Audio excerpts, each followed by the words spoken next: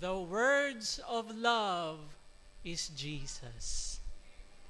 Ang salita ng pag-ibig ay maaari nating i-conclude sa salitang o pangalang Jesus.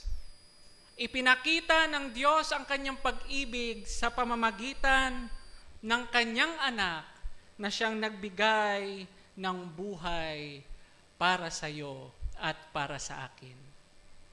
Happy Sabbath po sa ating lahat, mga kapatid. Maraming salamat po kay Sister Krisha sa napakagandang mensahe ng awit papuri sa Panginoon. Na ito po, mga kapatid, naniniwala ako ay sapat na upang maging mensahe sa umagang ito. Ngunit ang Diyos ay hindi po papayag na hindi natin maririnig ang kanyang pabalita na siyang magdadala sa atin patungo sa ating Panginoong Jesus. At sa ngalan po ng Stewardship Ministries Department ay muli kami po ay nagpapasalamat na mabigyan ng pagkakataon upang gumanap at ibahagi ang salita ng ating Panginoon sa umagang ito. Bilang panimula po, mga kapatid, alam po natin na ngayon ay nataon na mayroong sineselebrate ang mundo. Ano po yung sineselebrate ng kakristyanuhan o ng ating pong mga kaibayo sa pananampalataya? Holy Week. Particularly, anong araw po ngayon? Black Saturday. Bakit daw po Black Saturday, mga kapatid? Kasi ngayon daw ay panahon ng pagluluksa dahil ang Panginoon ay nasa kanyang libingan. Pero tayo, mga kapatid, bilang Seventh-day Adventists, we do not claim that this Sabbath is a Black Saturday. Gusto ko pong gamitin yung ginamit sa Espanyol o sa Spanish na Sábado de Gloria. Because as Seventh-day Adventists, we believe that every Sabbath is a glorious Sabbath because Jesus paid it all. Na ang Panginoon ay nagpahinga upang gawin ang gawain ng pagtubos para sa iyo at para sa akin. At ngayon, mga kapatid, ay nais ko po kayong anyayahan muli sa krus ng ating Panginoon, the Word of Love, which is Jesus. At dahil ito po ay binanggit mismo ni Apostol Pablo sa ating pong binasang key text na ating pong masusumpungan sa 1 Corinthians chapter 2 verse 2, ano po ang sabi ni Apostol Pablo?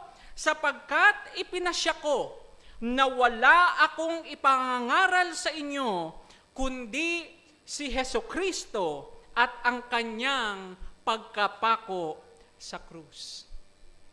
Nangangahulugan ito, mga kapatid, na ang lahat ng mga katotohanan ng banal na kasulatan ay dapat na makita natin sa liwanag ng ating Panginoong Hesus. Na ang bawat doktrina, ang bawat aral na ating sinasampalatayanan ay kailangan na manggagaling mula sa krus ng Kalbaryo. At ang bawat kautusan na ating sinusunod, na ating ginaganap, ay kailangan na magliwanag sa liwanag ng Kalbaryo, sa liwanag ng krus ni Kristo. At ito, mga kapatid, ay binanggit mismo sa napakagandang pamamaraan ng lingkod ng Panginoon na si Sister Ellen G. White sa The Gospel Workers, page 315. Ano po ang sabi niya? The sacrifice of Christ as an atonement for sin is the great truth around which all other truths cluster. In order to be rightly understood and appreciated, every truth in the Word of God, from Genesis to Revelation, must be studied in the light of the cross of Calvary. I present before you the great grand monument of mercy and regeneration, salvation and redemption, the Son of God uplifted on the cross. This is the foundation of every discourse given by our ministers. Mismong ang lingkod ng Panginoon na nagsabi na ang lahat ng ating dapat na makita na mga aral ng Panginoon mula sa Genesis hanggang sa Apokalipsis ay kailangan na makita sa liwanag ng krus ni Kristo. Kaya mga kapatid, when we place the Sabbath in the light of the cross, it shines brighter than ever before. Kung ilalagay natin ang pangingili ng araw ng Sabat sa liwanag ng krus ni Kristo, ay mas lalo nating malinaw na nakikita ang kahalagahan nito para sa iyo at para sa akin. Mga kapatid, ang Sabat ay hindi na lamang nagiging araw na makikita natin sa kalendaryo. Hindi na lamang ito isang pag-utos na kailangang tuparin, kundi ang araw ng Sabat sa ating pangingilin nito ay nagiging weekly sermon sa atin tungkol sa ating Panginoong Hesus. Every seventh day is God preaching to His people. Kaya our message this morning, mga kapatid, is entitled, Sabbath in the Light of the Cross. Ang Sabat sa liwanag ng krus ni Kristo. Tayo po'y manalangin. Ama naming banal, muli kayo po ay aming hinihilingan na samahan kami sa pag-aaral na ito. Ikaw nawa ang magsalita sa gitna ng iyong bayan. Ang iyong banal na Espiritu ang siyang mangusap sa aming mga puso't kaisipan. Kilusin kami, makita namin ang kagandahan ng inyong pong pagliligtas sa liwanag ng krus ng aming Panginoong Hesus. Sa kanyang dakilang pangalan, amin po itong hinihiling. Amen. The Sabbath in the light of the cross. Mga kapatid, ang krus ni Kristo ay nagbibigay po sa atin ng liwanag kung ano nga ba ang tunay na pangingilin ng araw ng Sabat na ito. Tignan niyo po ang inyong pong mga katabi. Mukha po bang masaya tuwing araw ng Sabat? Or mukha pong Black Saturday? Mga kapatid, ang araw ng Sabat ay isang uri ng pagsasaya. Ito po ang araw ng pagsasaya dahil ito ang araw na ibinigay sa atin ng Panginoon. At meron tayong tatlong mahalagang punto na nais pong dalhin sa umagang ito, na ito po ay makapagbibigay sa atin ng dakilang pag-asa ng napakahalagang bagay na nais iparating sa atin ng ating Panginoon. Point number 1 is that the Sabbath points to the crucified Creator. Na ang Sabat ay nagtuturo sa atin patungo sa ipinakong manlalalang. Tignan po natin mga kapatid at inaanyayahan ko po kayong buksan ang inyong pong mga Biblia sa 1 Corinthians chapter 1 verse 24. 1 Corinthians chapter 1 verse 24. Ang sabi po dito, subalit sa mga tinawag ng Diyos, maging Hudyo o maging Griego, si Kristo ang kapangyarihan ng Diyos.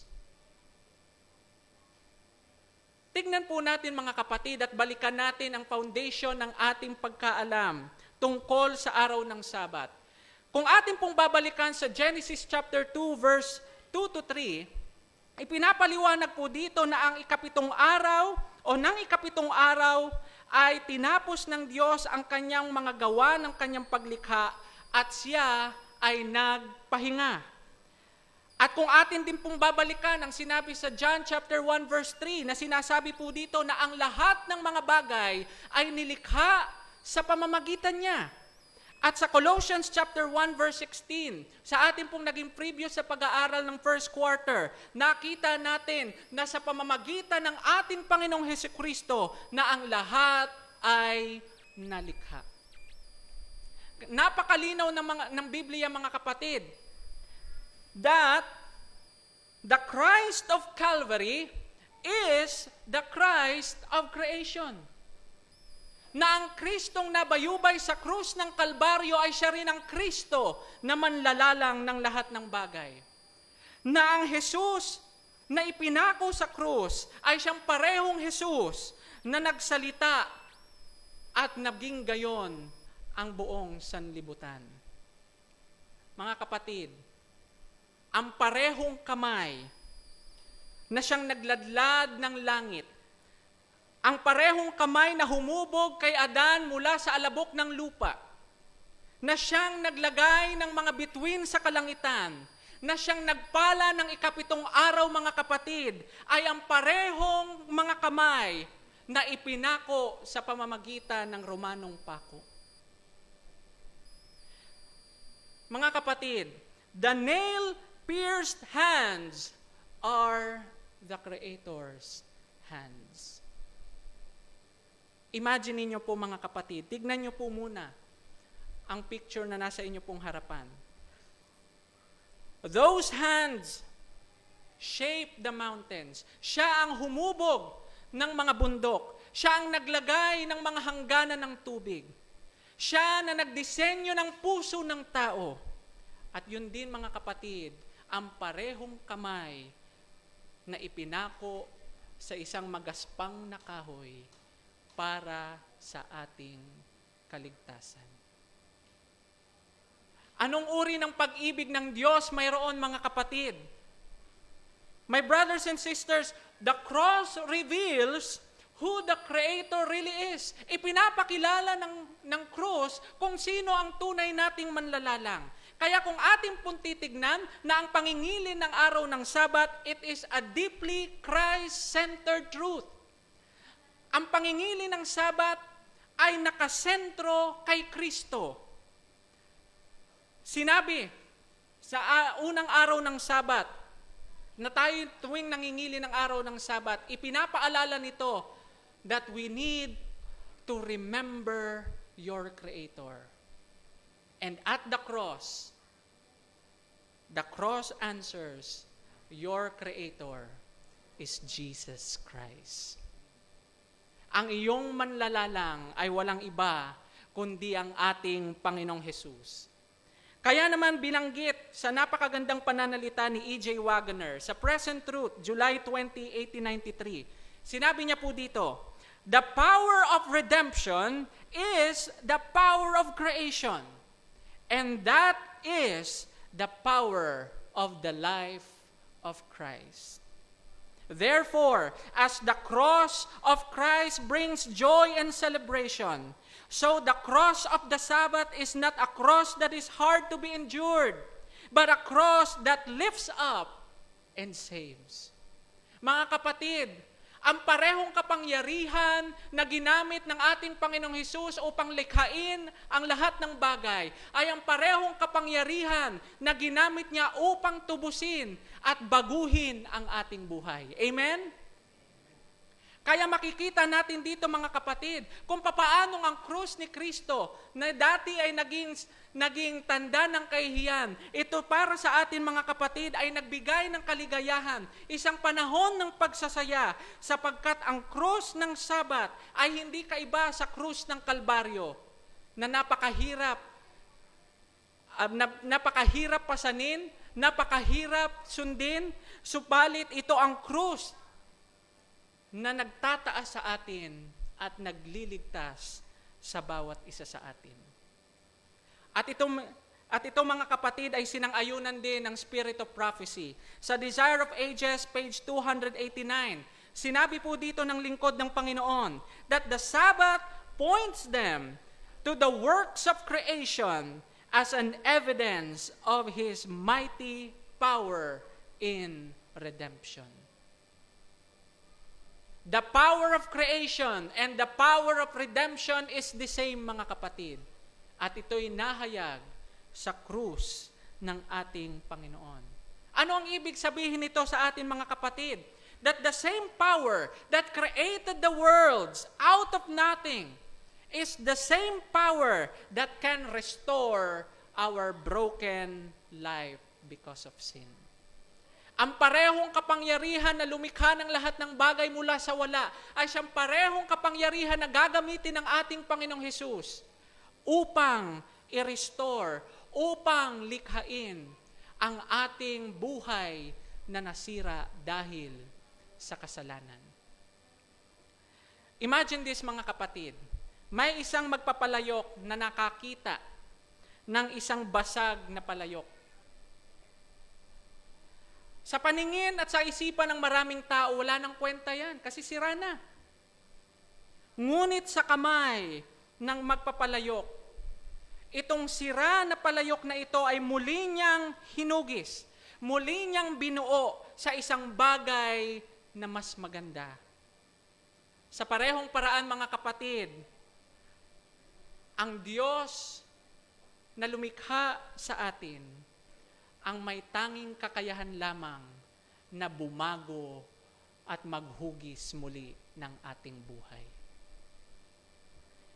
Remember this, maaari mga kapatid, na mayroon sa atin ngayon ay feeling broken because of sin. Maaari sa ating pamilya ay mayroong hindi pagkakaunawaan, na ang feeling natin ang ating pamilya ay watak-watak. Maaaring napifeel natin ang ating pananampalataya ay nanghihina. Ngunit tandaan ninyo ito mga kapatid, sinasabi lamang sa atin ng ating Panginoon na kung kaya niyang likhain ang mundo mula sa wala, ay kaya rin niyang buuin ang ating pusong wasak dahil sa pagkakasala. He is the God who creates, and we have a crucified Creator. Ngunit mga kapatid, ang Sabat ay hindi lamang ito tumutukoy sa isang physical rest. Hindi lamang ito mga kapatid nagtatapos o bumabalik sa panahon ng creation. It also directs us directly to the Calvary.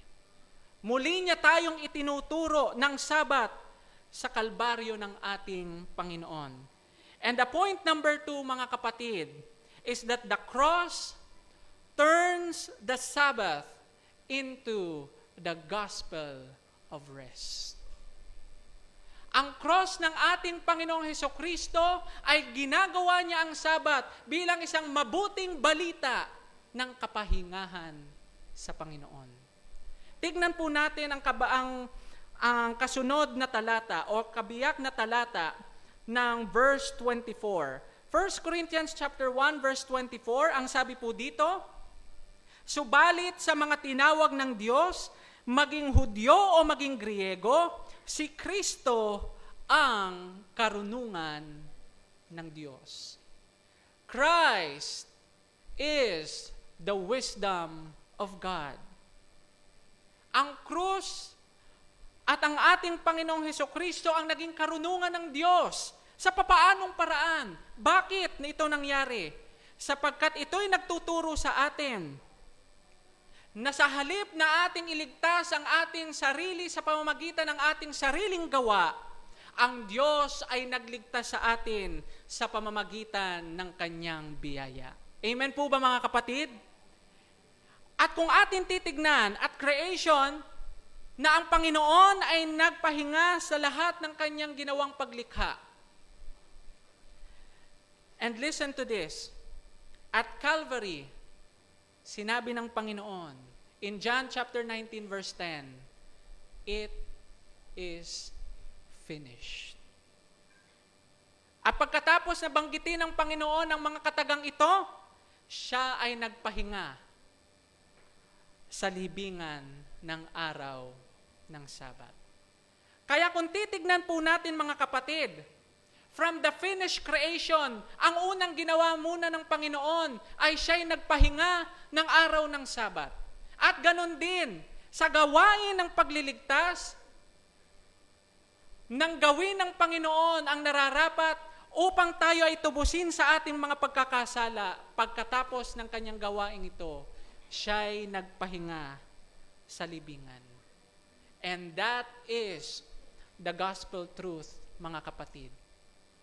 Kaya naman, in commenting in Galatians chapter 6, sinabi ni E.J. Wagner ang ganitong mga kataga. Ang sabi po niya dito, the cross conveys to us the knowledge of God because it shows us His power as Creator. So we see that the Sabbath, the seventh day, is the true sign of the cross. Ang tunay daw na tanda ng krus ng ating Panginoon ay makikita natin sa araw ng Sabat. It is the memorial of creation, and redemption is creation. Creation through the cross. The resting upon the seventh day of the week is but a sign of the fact that it is that in the perfect work of God, as seen in creation, in the cross, we find rest from sin. Napakaganda ng mga sinabing ito, mga kapatid. Na tuwing tayo ay magpapahinga, tuwing ikapitong araw ng sanglinggo, ito ay tanda ng krus ni Kristo, ito ay tanda na ito ay perpektong ginawa ng Diyos para sa atin, ang kaligtasan natin mula sa kasalanan. And therefore, we have and we find rest from sin. At binanggit din, mga kapatid, ng lingkod ng Panginoon sa Desire of Ages, ang ganitong mga kataga.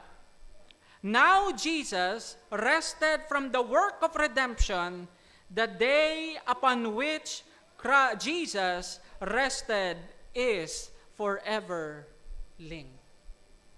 Mga kapatid, dahil sa ginawang pagtubos ng Panginoon sa krus ng Kalbaryo, mas lalong tumingkad ang araw ng Sabat. Dahil dito'y nakakabit ang gawain ng pagtubos ng ating Panginoon. Kaya kung atin pong titignan, yung pangyayari po sa creation and redemption, it is not by accident. Hindi po aksidente na nagkatugma ito sa gawain ng Panginoon. But it is the divine design. Ito ay disenyo at panukala ng Panginoon upang tayo ay maligtas sa ating mga kasalanan. Jesus rested on the Sabbath in the tomb because the redemption was complete. But mga kapatid, the Sabbath is more than a physical rest. Maaaring sa paningin ng marami na tuwing araw ng Sabat, ito ay pahinga natin sa ating pong mga pagtatrabaho sa loob ng isang linggo. But we are being reminded, mga kapatid, that Sabat is a rest in the finished redemption of Christ. Mga kapatid, we do not keep the Sabbath in order to be saved. Hindi tayo nangingili ng Sabat upang tayo'y maligtas, but we keep the Sabbath because Christ has saved us. Amen? Kaya kung titignan po natin, hindi po tayo gumagawa upang tayo ay tanggapin ng Diyos, kundi tayo po ay nagpapahinga dahil sa pamamagitan ni Kristo, tayo ay tinanggap ng ating Panginoong Diyos. Hindi natin pinaghirapan ang ating upang makamit natin ang biyaya. Hindi tayo nagtatrabaho, hindi tayo gumagawa upang makamit natin ang ating salvation, but we receive that grace through our Lord Jesus Christ. Imagine this, mga kapatid. Imagine niyo po na kayo po ay mayroong pagkakautang sa bangko na hindi niyo po talaga kayang bayaran. Then one time, somebody paid your debt in full. Mayroong nagbayad ng buo sa iyong pagkakautang. Ang tanong po sa atin, mga kapatid, magpipilit pa ba tayong bayaran yon? Alam mo na mayroong nagbayad pa, mayroon nang nagbayad nito para sa iyo. Hindi na, mga kapatid. But ano po yung ating magiging reaksyon? We will live in gratitude. We will live at peace. And there will be rest. Kasi finally, hindi na tayo magpapagod upang bayaran ang ating pagkakautang. Because somebody paid it all for me. Kaya nga napakaganda ng kanta, Jesus paid it all. And all to Him Mga kapatid, tanging ang ating Panginoong Hesus lamang ang may kakayahang magbayad ng lahat ng ating pagkakautang laban sa Panginoon dahil sa ating kasalanan. And that is what the cross and the Sabbath is teaching. Ito yung itinuturo sa atin ng cross at ng Sabbath ng ating Panginoon. Therefore, the Sabbath is God's weekly illustration of the gospel. Tuwing araw ng Sabbath, mga kapatid, ito yung ginagamit na ilustrasyon ng ating Panginoon sa mabuting balita. And that is righteousness by faith. When we enter into the Sabbath rest, mga kapatid, we are declaring na hindi natin kayang pagbayaran o hindi natin maaaring gawin ang anumang makapagliligtas sa atin, kundi ang Diyos lamang ang makapagliligtas sa atin. All we need to do is to believe, mga kapatid, and He is a faithful justifier of us all. And that is the righteousness by faith, mga kapatid.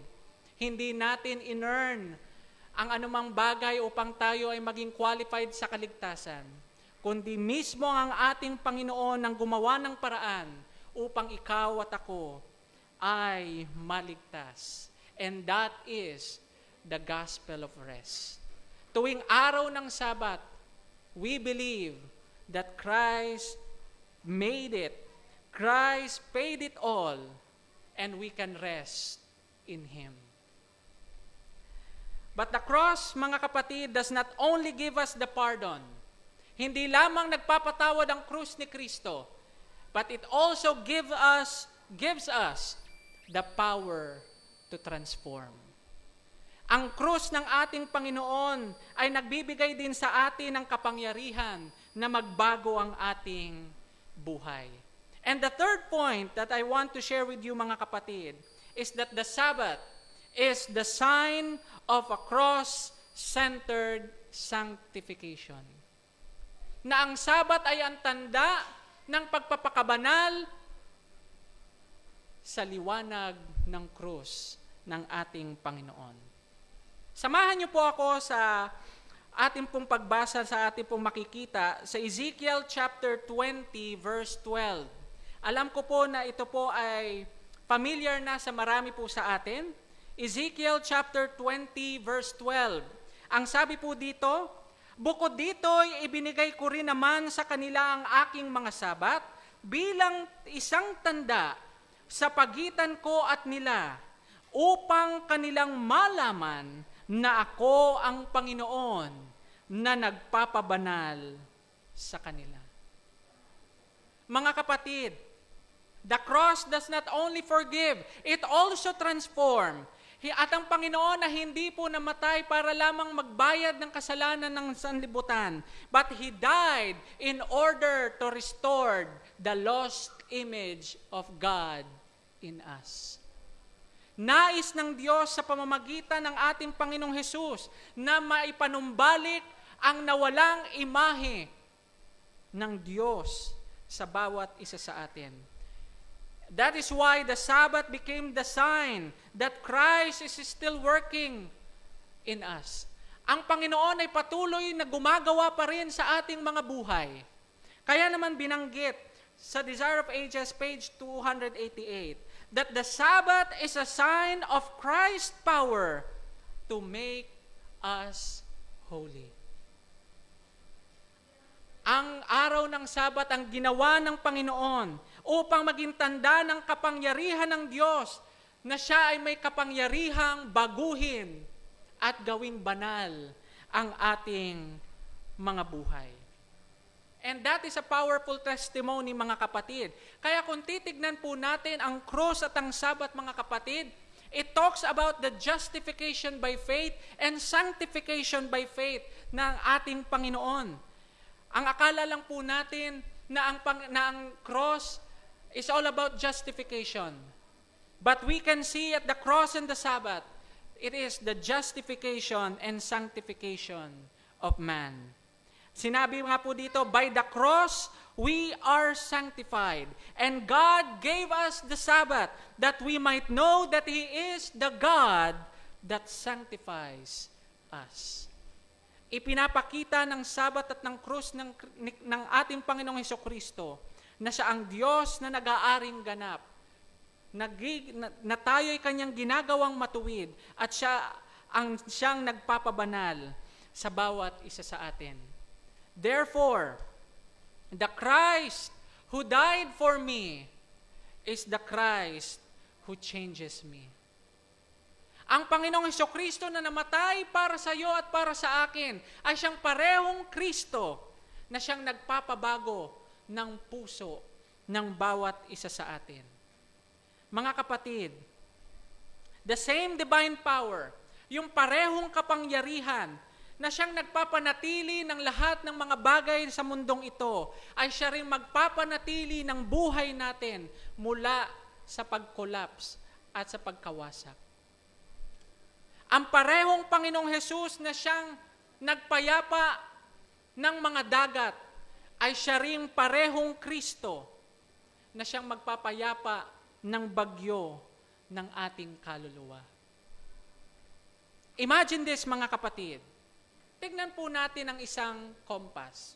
Alam naman po natin ang gamit ng kompas. Kung atin pong titignan, yung compass needle, kahit saan ka pumunta o kahit anong galaw mo sa kanya, ito ay palaging babalik saan? Sa north. Ito ay palaging babalik doon sa true north. At ganun din, mga kapatid, ang isang binagong buhay ng isang mananampalataya. Maaaring ang mundo ay hilahin ka. Maaaring ang mga tukso ay ligligin ng ating pananampalataya. Maaaring ang mga pagsubok ng buhay na ito ay maaaring galawin ka, maaaring i-shake ang iyong pananampalataya. But the grace of God keeps us drawing back to Christ. Ang biyaya ng ating Panginoon ay patuloy pa rin tayong ibinabalik sa ating Panginoong Hesus. Kaya naman, mga kapatid, ang Sabat ay tanda na ang Diyos ay hindi pa tapos ang kanyang gawain sa atin. Ninanais niya na ang bawat isa sa atin ay matransform sa image ng ating tagapagligtas. Kaya ano yung palaging sinasabi sa atin in Galatians chapter 2 verse 20? I am crucified with Christ. Nevertheless, I live, yet not I, but Christ liveth in me. And the life that I live in the flesh, I live by faith of the Son of God who loved me and gave Himself for me. Ang kailangan nating gawin, mga kapatid, ay isurrender ang ating buhay sa Panginoon.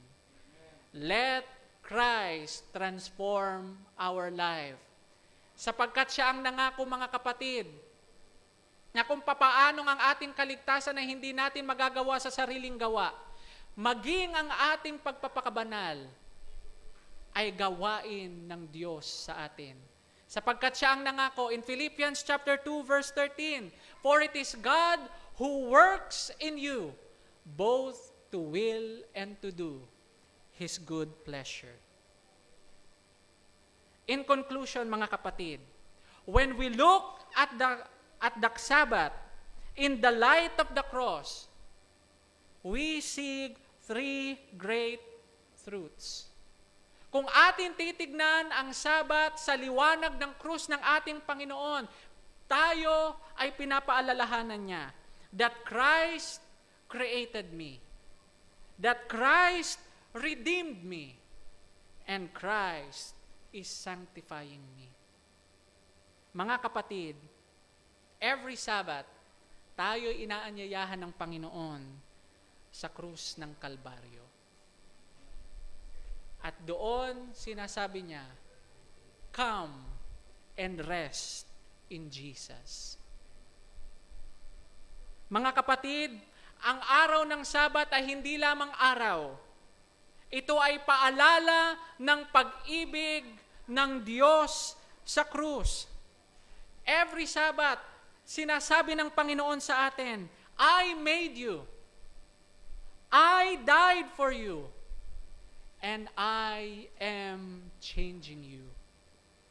Mga kapatid, ang ating Panginoong Jesucristo ay inaanyayahan tayo ngayong araw ng Sabat. Come and rest in me.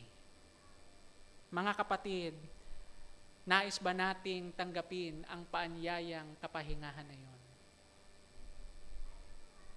Nawa ating tugunin ang panawagan ng Diyos sa atin na ang araw ng Sabat ay hindi isang pabigat, kundi ito ay araw ng kagalakan sapagkat ang Diyos ay nagliligtas at ang Diyos ay patuloy na gumagawa at tinatransform ang ating mga buhay.